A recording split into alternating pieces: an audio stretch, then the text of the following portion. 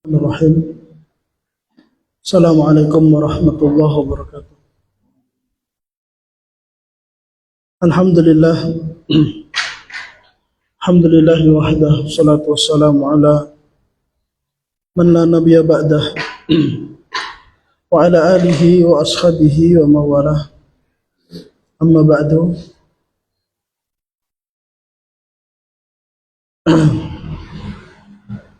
Ikhwani fillah, akhwati fiddin, a'azakumullah.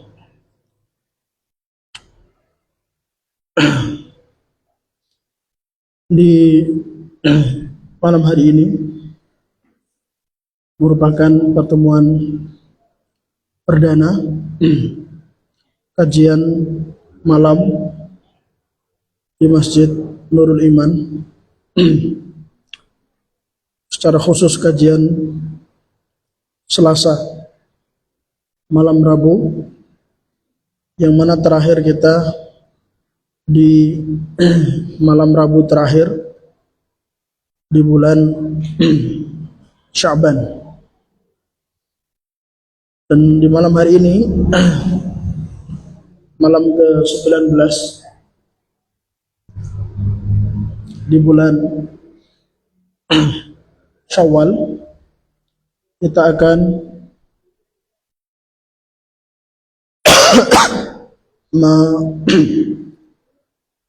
mengawali kajian rutin kita setelah libur kurang lebih 7 pertemuan atau 7 pekan. Dan karena kita libur lama, maka untuk malam hari ini kita tematik dulu, baru insya Allah di malam Rabu pekan depan kita akan melanjutkan membaca kitab Ushulul Iman fi Dhaw'il Kitabi was Sunnah. Baik. Di hari-hari ini di bulan Syawal, umumnya kajian-kajian sunnah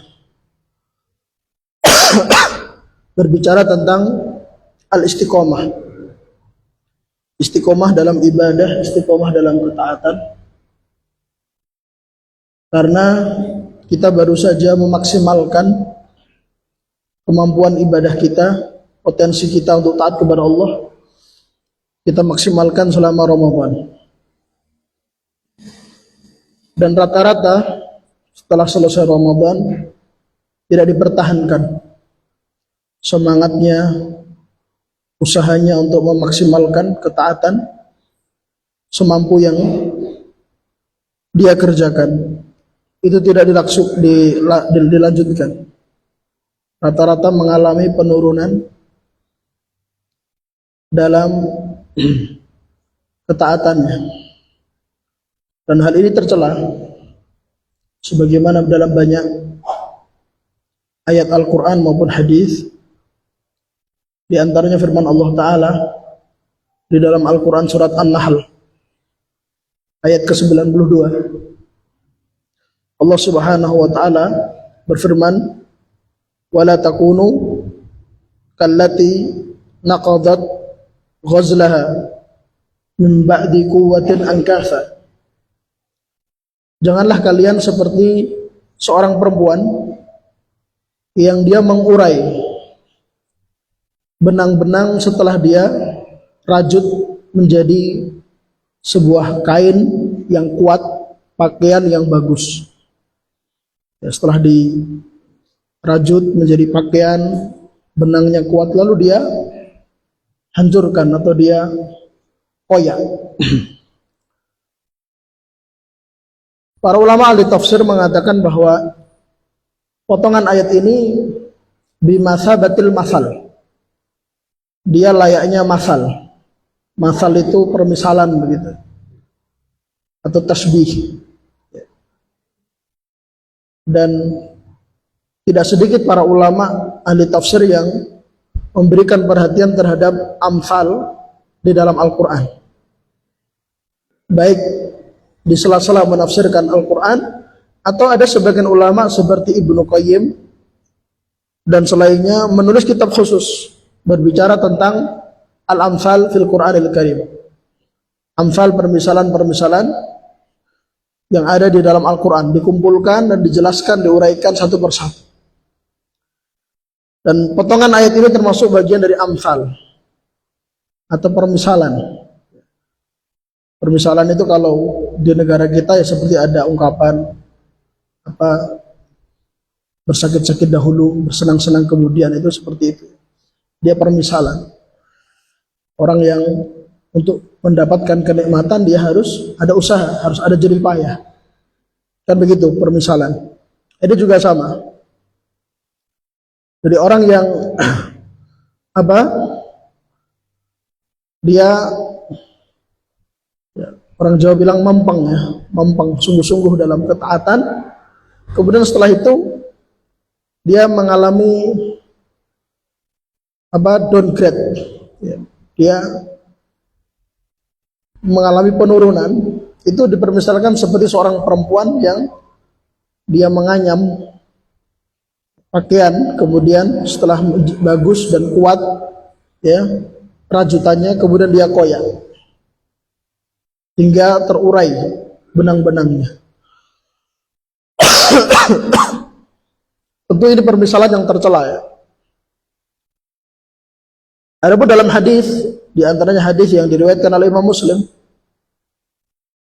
ketika Nabi Shallallahu Alaihi Wasallam berkata kepada Abdullah bin Umar atau Abdullah bin Amr, la takun mithla fulan kana yakumul lail thumma tarakah. Jangan kamu seperti fulan, dulu dia sholat malam, kemudian sekarang dia tinggalkan sama sekali. Jangan kamu seperti dia. Tentu menunjukkan bahwa konsistensi ya, keistiqomahan itu adalah sesuatu yang dituntut dalam syariat kita. Dari sekian banyak sebab seseorang itu konsisten istiqomah adalah sebab yang paling utama adalah istiqomah dalam menuntut ilmu. Istiqomah dalam menuntut ilmu itu banyak mempengaruhi istiqomah dalam beramal. Istiqomah dalam berdakwah. Oleh karena itu, Syekh Muhammad Aman Al-Jami rahimahullah, ini sering kita ceritakan ya, Syekh Muhammad Aman Al-Jami ini dulu pernah kita baca di kitab Situd Durar. Ketika masih di Tambang Wetan dulu, membaca kitab Situd Durar karya Syekh Abdul Malik Ramadhani. Disebutkan seorang ulama yang sangat gigih dalam mendakwahkan akidah. Sampai-sampai kalau beliau mengimami sholat, beliau memilih membaca ayat-ayat yang di situ sangat kuat sekali penekanan akidah, tauhid, dan bantahan terhadap orang-orang musyrikin. Itu yang beliau menjadikan ayat-ayat pilihan ketika mengimami sholat. Saking perhatiannya beliau terhadap masalah akidah. Bahkan di kitab Situd Durar dulu kita bacakan bahwa menjelang wafatnya, ya, kalimat terakhir yang keluar dari lisan beliau sebelum wafat adalah al-aqidah, al-aqidah. Perhatikan masalah akidah. Prioritaskan dakwah akidah. Syekh Muhammad Aman Al-Jami, beliau ada perkataan yang bagus dinukil oleh salah satu murid beliau, yaitu Syekh Falah bin Ismail Al-Mandakar, salah seorang ulama Kuwait yang pernah belajar lama di Saudi, di antaranya belajar kepada Syekh Muhammad Aman Al-Jami.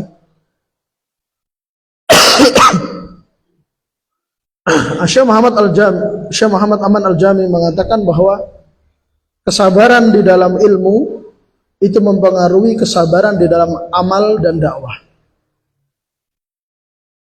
Barang siapa yang tidak bersabar di atas ilmu, maka dia akan tidak sabar pula dalam amal dan dakwah. Dan ini ketika ini beliau sampaikan ketika menjelaskan ucapan Syekh Muhammad bin Abdul Wahhab di dalam kitab Al-Usul Ats-Tsalatsah, ya. Kita tahu ada 4 hal yang wajib ada pada setiap muslim dan muslimah, wajib untuk diwujudkan, yaitu ilmu, mengamalkan ilmu, kemudian mendakwahkan ilmu dan bersabar. Ya. Nah, bersabar ini kata Syekh Muhammad Aman Al-Jami, dia bukan hanya bersabar dalam dakwah, sebagaimana umumnya para pensyarah usul salasah menjelaskan. Meskipun memang betul dakwah itu butuh banyak kesabaran, mengajak orang tidak semua bisa menerima.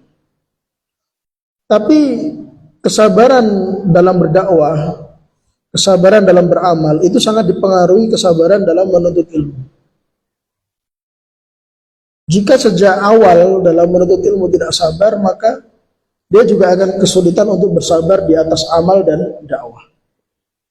Maka istiqomah dalam amal dan istiqomah dalam dakwah itu sangat dipengaruhi istiqomah dalam menuntut ilmu. Ya.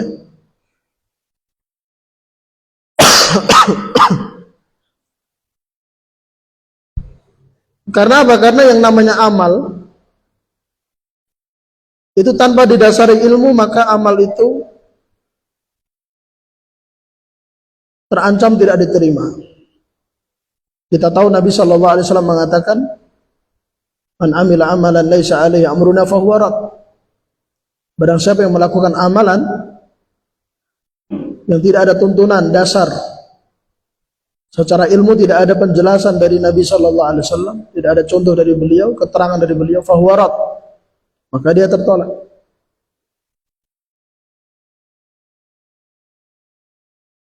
Dan di akhir-akhir Al-Quran surat Al-Kahfi, Allah Subhanahu wa ta'ala mengabarkan tentang orang-orang yang dhalla sa'yuhum fil hayatid dunya wa hum yahsabuna annahum yuhsinuna sun'a.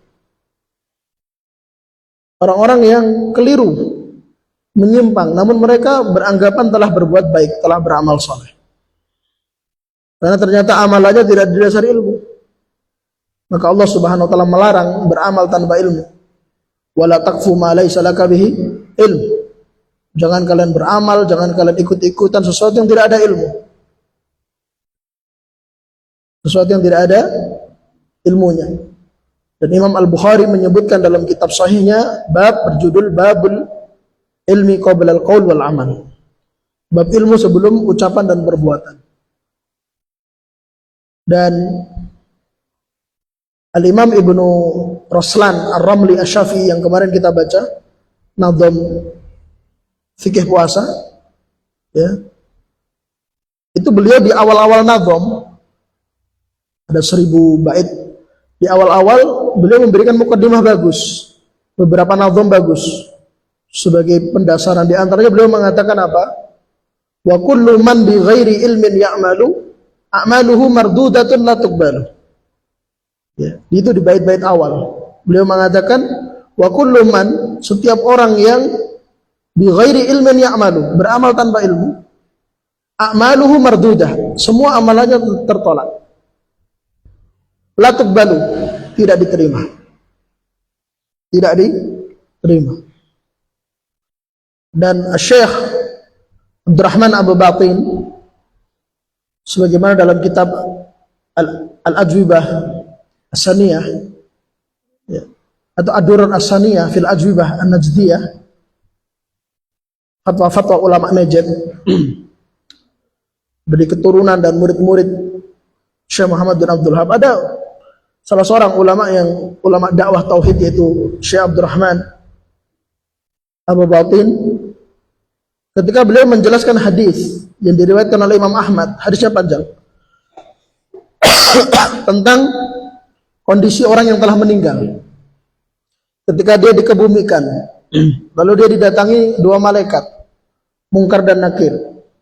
Lalu ditanya tentang man rabbuk, ditanya wa madinuk, ditanya wa man nabiyuk. 3 pertanyaan. Ada yang bisa menjawab dengan mantap, dan ada golongan yang kedua disebutkan dalam hadis tersebut, hadis riwayat Imam Ahmad dan selainnya, mereka yang mengatakan ketika ditanya dengan 3 pertanyaan itu hanya bisa menjawab la adri. Sami'tun nasa yaquluna syai'an faqultu. Aku dulu mendengar orang mengatakan demikian, melakukan demikian, lalu aku ikut-ikutan mengamalkan. Hadis ini di antara faedahnya dijelaskan oleh Syekh Abdurrahman Abu Batin bahwa hadis ini menunjukkan barang siapa yang selama hidupnya beramal, berislam, beribadah tanpa ilmu, maka dia dikhawatirkan ketika di alam barzah tidak bisa menjawab pertanyaan mungkar dan nakir.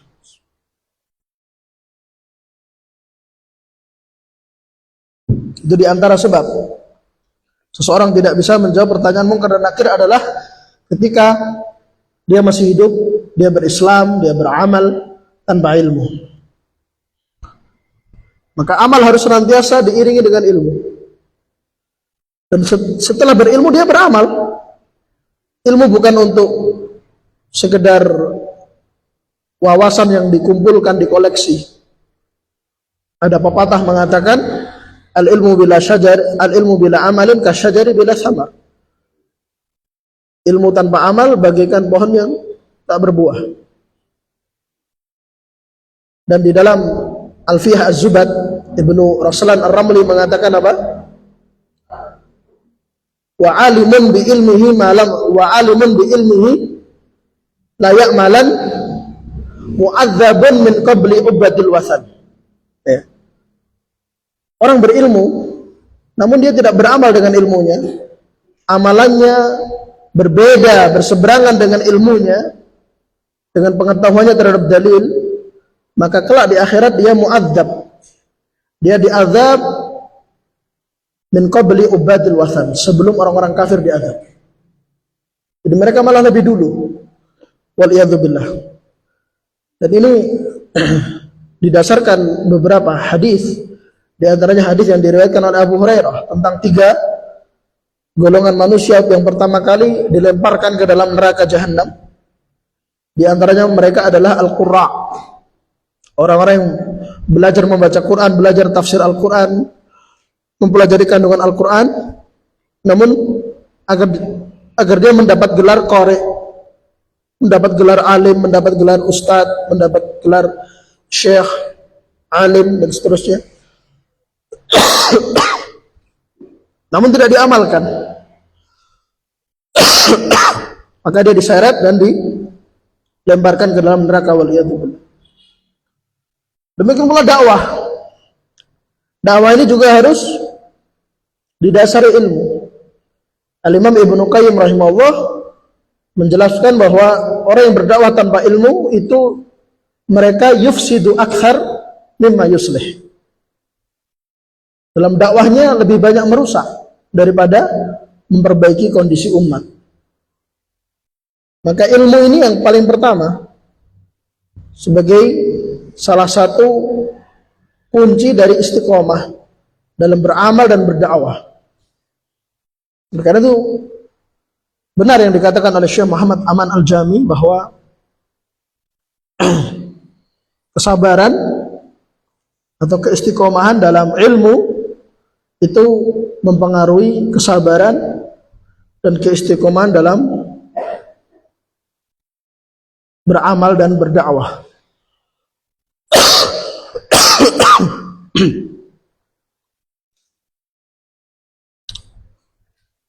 Nah sekarang apa sebab istiqomah dalam menuntut ilmu? Di kesempatan singkat ini kita akan sebutkan sebagiannya yang paling pentingnya. Yang pertama dan utama adalah berdoa.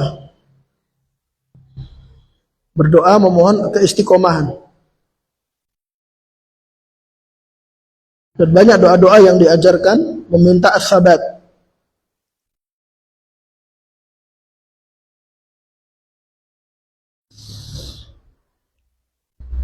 Di antaranya adalah yang diriwayatkan oleh At-Tabrani, At-Tabari, diriwayatkan oleh At-Tabari dalam tafsirnya, tafsir At-Tabari. Yang kemudian juga dibawakan oleh Imam Ibnu Katsir. Karena tafsir Ibnu Katsir meringkas dari tafsir At-Tabari. Bahwa Nabi SAW bahwa diriwayatkan dari sebagian ulama salaf berdoa, Allahumma anta rabbuna farzuqnal istiqomata. Allahumma anta rabbuna, ya Allah engkau adalah Rabb kami.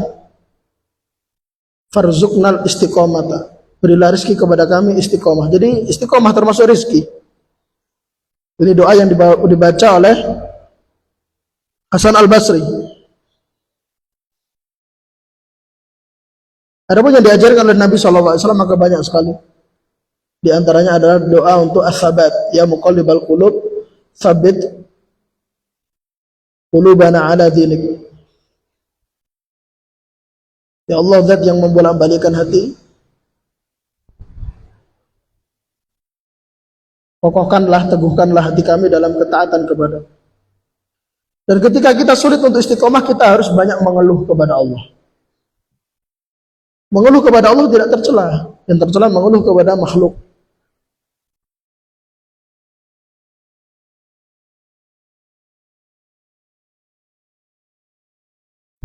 Sebagaimana Nabi Yakub alaihissalam,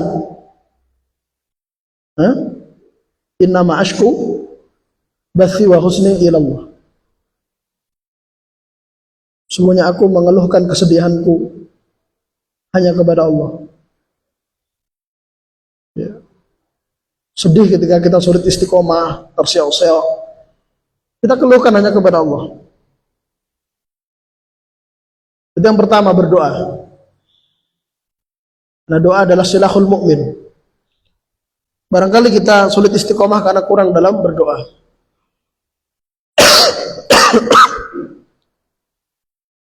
Yang kedua, di antara sebab istiqomah adalah berpegang teguh dengan manhaj salaf.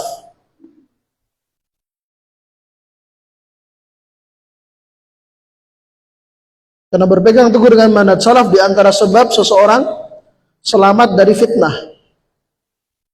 Baik itu fitnah syubhat maupun fitnah syahwat. Sementara fitnah syubhat dan fitnah syahwat itu adalah dua penyakit yang menyebabkan seorang hamba tumbang, gugur, ya, di jalan ketaatan.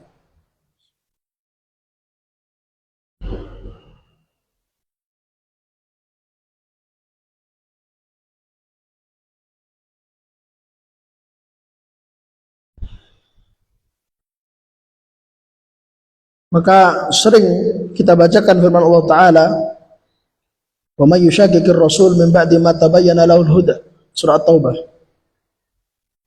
wa yattabi' ghaira sabilil mu'minin nuwallihi ma tawalla wa nuslihi jahannama wa sa'at masira. Barang siapa yang menyelisih Rasul setelah jelas petunjuk darinya dan mengikuti selain jalannya orang-orang beriman. Orang-orang beriman di sini maksudnya para sahabat, pembesar-pembesar as-salaf. Maka apa akibatnya? Apa ancaman dari Allah? Nuwallihi ma tawalla. Kami biarkan mereka terombang-ambing dalam kesesatan. Itu di dunia. Di akhirat, wa nuslihi jahannam, dan kami jebloskan ke dalam neraka jahannam, wa sa'at masira. Dan neraka jahannam adalah seburuk-buruk tempat. Lihat, nuwallihi ma tawalla, kata Allah, kami biarkan terombang-ambing dalam kesesatan, kebingungan, ya. Jadi tidak bisa istiqomah dia, sulit istiqomah, sulit untuk kembali. Oleh karena itu kata Imam Ahmad bahwa ahlu bid'ah itu hujiza anit taubah, terhalangi dari taubat, sulit bertobat. Maka di antara sebab istiqomah di atas ilmu adalah mengikuti manhaj salaf.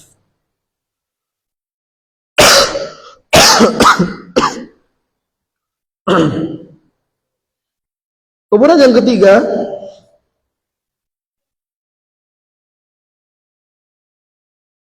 adalah menghindari penghalang-penghalang dari menuntut ilmu, dari mendapatkan ilmu, dari istiqomah di atas jalan ilmu. Penghalang-penghalang itu banyak. Di antaranya adalah tidak ikhlas dalam niat. Jadi menuntut ilmu harus dengan niat yang ikhlas. Niat yang ikhlas dalam menuntut ilmu dijelaskan oleh Az-Zurnuji dalam Ta'lim Muta'allim, yaitu mengharapkan ridha Allah, mengharapkan kebahagiaan di akhirat, berharap terangkatnya kejahilan dari dirinya dan dari orang-orang lain, dan juga diniatkan untuk menghidupkan cara Jawa yang ngurip-ngurip agama, agar Islam ini tetap hidup dengan keistimewaannya, kesempurnaannya, keindahannya.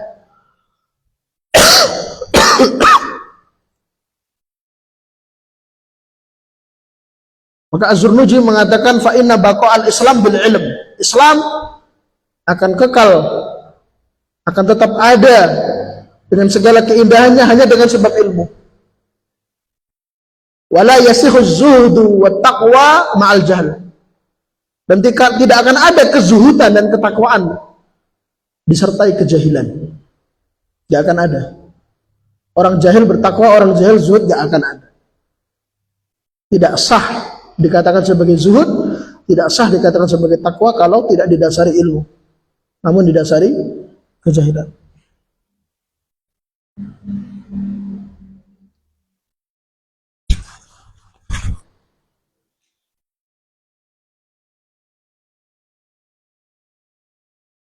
Kemudian di antara penghalang menuntut ilmu adalah hubbus syuhrah, ingin terkenal, ingin tampil, ingin selalu di depan, ingin diberlakukan istimewa, dianggap, ingin dinilai sebagai ikhwan senior, ya, karena udah lama ngaji, ingin diberlakukan beda dengan ikhwan-ikhwan yang baru ngaji. Ini hubbus syuhrah.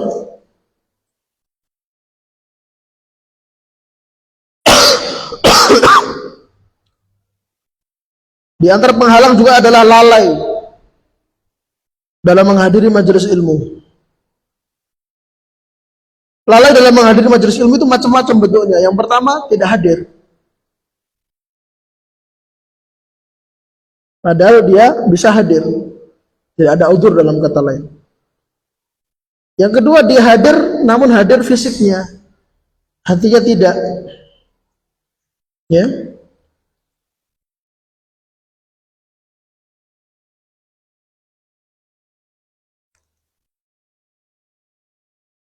Kemudian juga di antara penghalang menuntut ilmu adalah bosan. Bosan dan futur.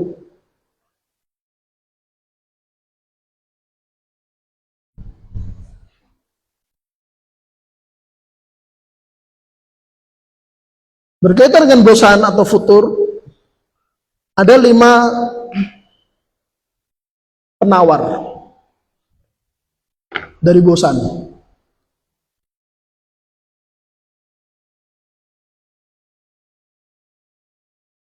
Bosan ngaji, bosan taklim, males.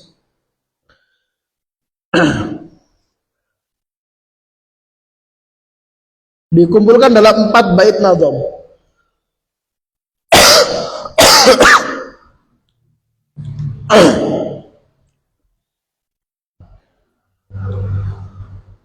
Wa khamsatun ila judha fil himmati qira'atun fi siyaril a'immati. Itu bait pertama.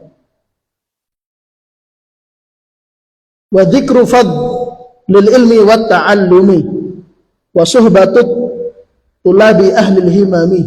Bait kedua. Wa naqlatul maluli min sinfin ila akhara fi manaf'uhu qad husila. Bait keempat, bait ketiga.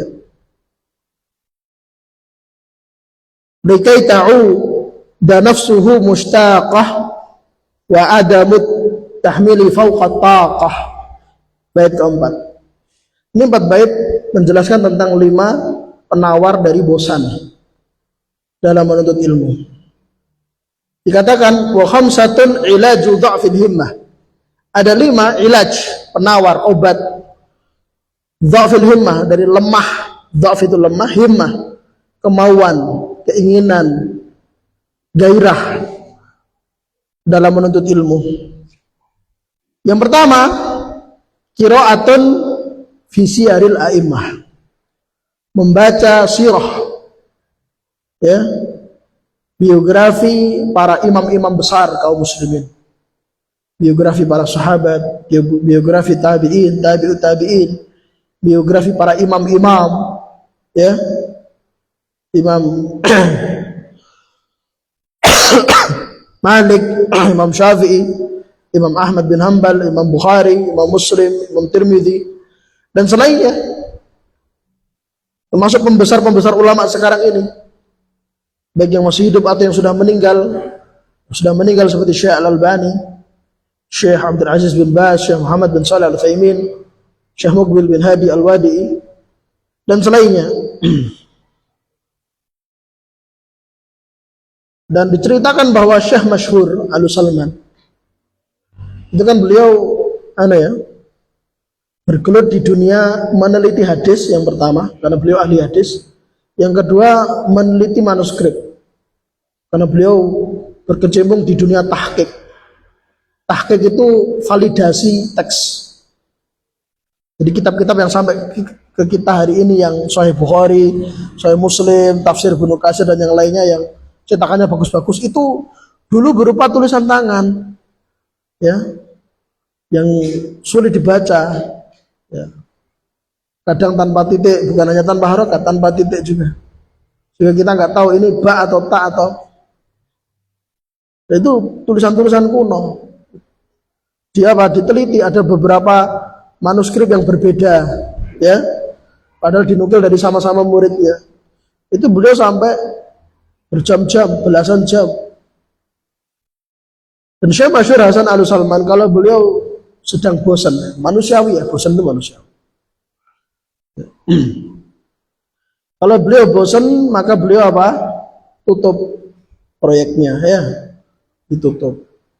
Meneliti hadisnya leren C, ya. Terus apa? Meneliti manuskripnya leren dulu.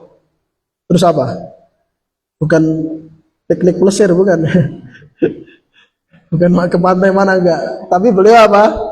Beliau langsung menuju ke kitab Syiar A'lamin Nubala karya Az-Zahabi. Jadi Syiar A'lamin Nubala yang berjilid-jilid itu, ya, puluhan jilid itu beliau baca. Untuk apa? Untuk chargernya itu, untuk ngecas semangatnya. Jadi ulama kita itu kalau ditimpa bosen, malas, futur, ya, boring itu, ya, obatnya ya ilmu juga, gitu kan. Obatnya juga nggak jauh-jauh dari ilmu. Jadi kita membaca sirah Nabi, membaca sirah sahabat, itu untuk mencarger, ya, untuk ngecas, ya, apa semangat kita yang sedang futur.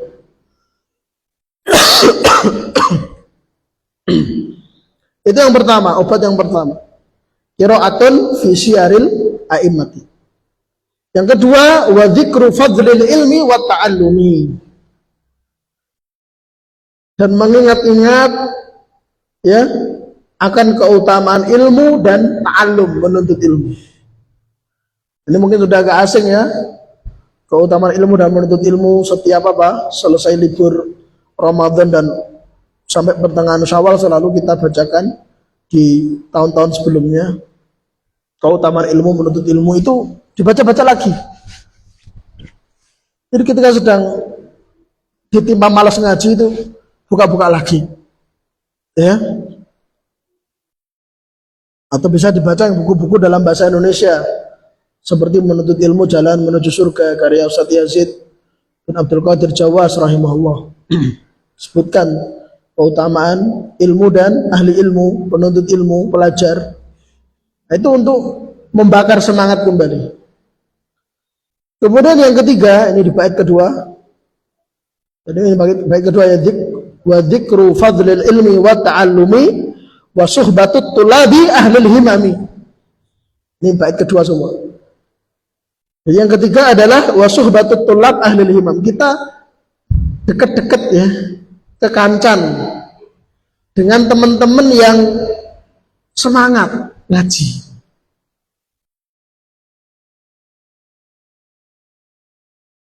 Kalau kita dekat-dekatnya dengan yang telaten, sergap, mempeng, ya, ya nanti kita ya kesabapan, gitu.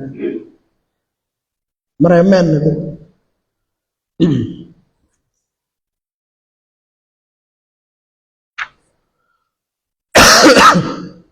Di dalam ta'lim muta'alim dibawakan sebuah syair, anil mar'i latas alwa absir qarinahu fakullu qarinin bil muqarani yaktadi. Fa in kana dza syarrin fajanibhu sur'atan wa in kana dza khairin faqarinhu tahtadi. Latas habil kaslana fi halatihi kam solihin bifasadi akhar yafsudu adwal balidi ilal jalidi sari'atun kal jamri yudha'u fir ramadi fayahmudu.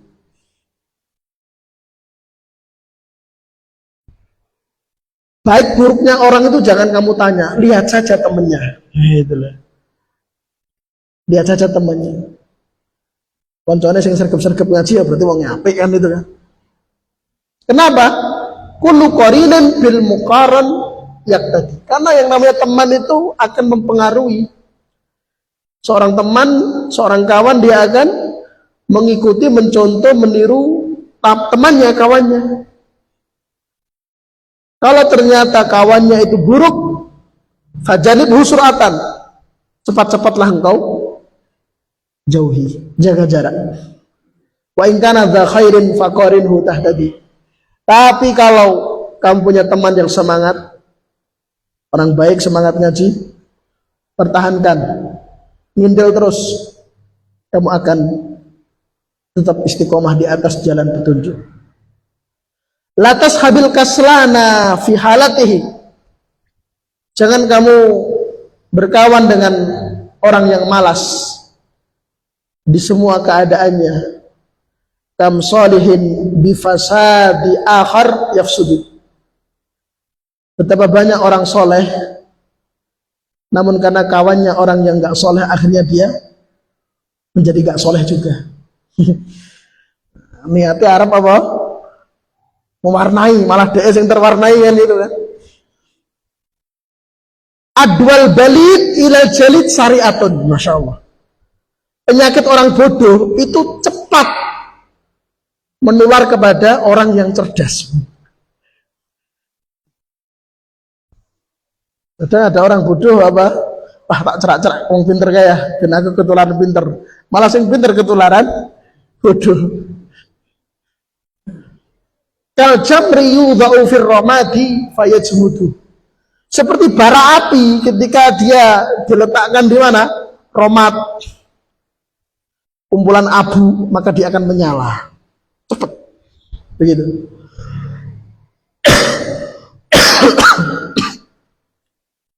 Maka itu obat malas atau bosan yang ketiga, suhbatut tulabi ahlil himami.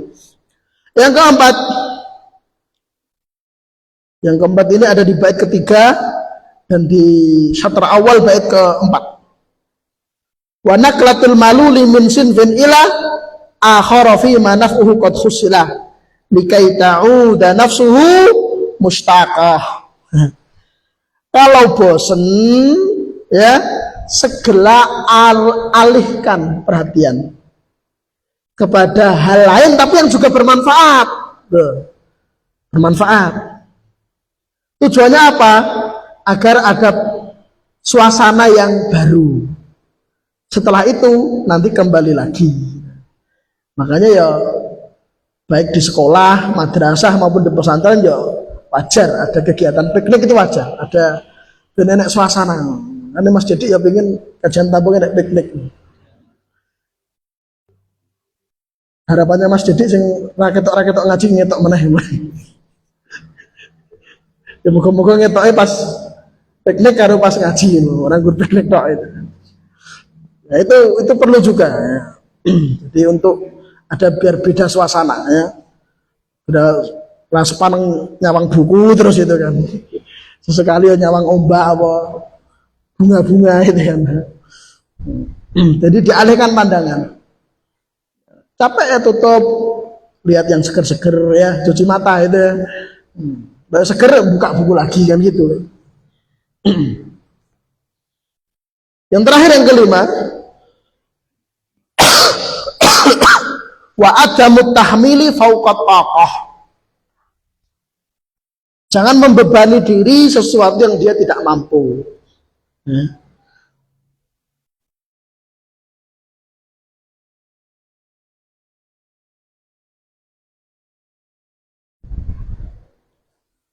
Nah, di antara sebab malal, bosan itu karena takaluf, memaksakan diri sesuatu yang dia nggak ada kemampuan. Tapi dia memaksakan diri, ya, memaksakan diri belajar yang berat-berat yang dia belum saatnya, ya. Mentang-mentang dia duit langsung tuku terjemahan Fathul Bari, Syarah Sahih Bukhari. Bagi macam mukadimah wis apa kira mudeng, tutup, padahal baru jilid pertama, masih ada berapa jilid itu. Karena dia takaluf, belajar yang ringan-ringan dulu, usul salasa. Ya. Dengan syarahnya minimal syarah Syekh Utsaimin sudah ada terjemahannya juga. Qaidul Arba dengan syarahnya Syekh Shalih Fauzan ada terjemahannya juga. Kan itu kan. Fikih rata-rata sudah ada terjemahan, Al-Wajiz, Fikih Muyasar, Matan Abi Suja, rata-rata sudah ada terjemahan. Ya tipis-tipis saja dulu ya. Jangan yang mentang-mentang duit-duit itu yang kandel-kandel dan perpustakaannya kebak nyenengke, tapi ra kuat macane kan itu kan. Repot juga. Jadi ada mutahmil ya ghaira taqatihi. Tidak membebani dirinya sesuatu yang dia tidak mampu. Ada mutahmili fauqa taqah. Ini 5 penawar dari kebosanan, boring dalam menuntut ilmu. Tapi mungkin ini yang bisa kita sampaikan di malam hari ini sebagai charger begitu ya. Setelah kita libur panjang 7 pekan, insya Allah Selasa malam Rabu pekan depan kita akan lanjut membaca kitab Ushulul Iman, Fidhail Kitab wa Sunnah, tentang rukun-rukun iman. Karena iman kepada Allah sudah selesai, berarti sisa 5 rukun iman yang lain kita akan mulai baca lagi insyaallah Selasa malam Rabu pekan depan. Demikian, subhanakallahumma bihamdik, asyhadu an la ilaha illa anta, astaghfiruka wa atubu ilaik. Assalamualaikum warahmatullahi wabarakatuh.